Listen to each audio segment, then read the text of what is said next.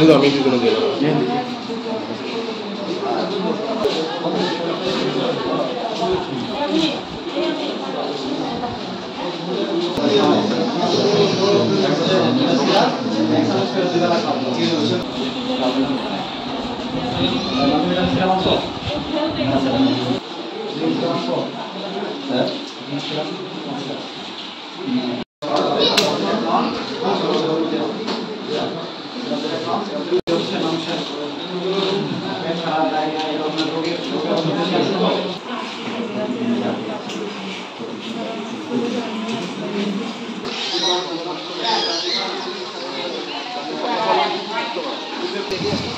কয়জন আছে তোমার রুগী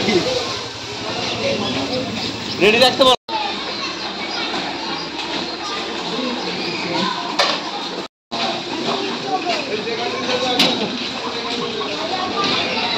কয়েকদিন থেকে সারা দেশেই তীব্র বৃষ্টিপাত হচ্ছে এবং আমাদের এই দিঘিনালা জোন এবং খাগড়াছড়ি এরিয়া এখানেও প্রচুর বৃষ্টিপাতের কারণে অনেক এলাকা প্লাবিত হয়েছে।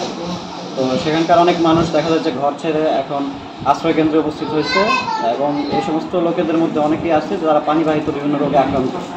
তো এদের মধ্যে কিছু কিছু রোগ আছে সাধারণ রোগ, বাট পানিবাহিত রোগগুলো আসলে ইমিডিয়েটলি প্রাথমিক চিকিৎসা না দিলে এটা থেকে অনেক সিরিয়াস দেখা যায় যে লাইফ থ্রেটেনিং কন্ডিশন তৈরি করতে পারে।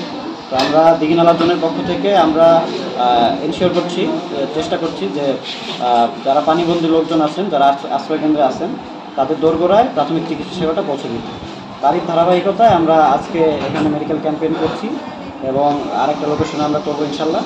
তো এটি একটি চলমান প্রক্রিয়া। বাংলাদেশ সেনাবাহিনীর পক্ষ থেকে দুস্থ এবং অসহায় মানুষের পক্ষে পাশে দাঁড়ানোর যে বিষয়টা, এটা একটি চলমান প্রক্রিয়া। আমরা ভবিষ্যতেও ইনশাল্লাহ এভাবে কন্টিনিউ করব এবং আরও বড় পরিসরে দুস্থ মানুষের পাশে দাঁড়াবো ইনশাল্লাহ।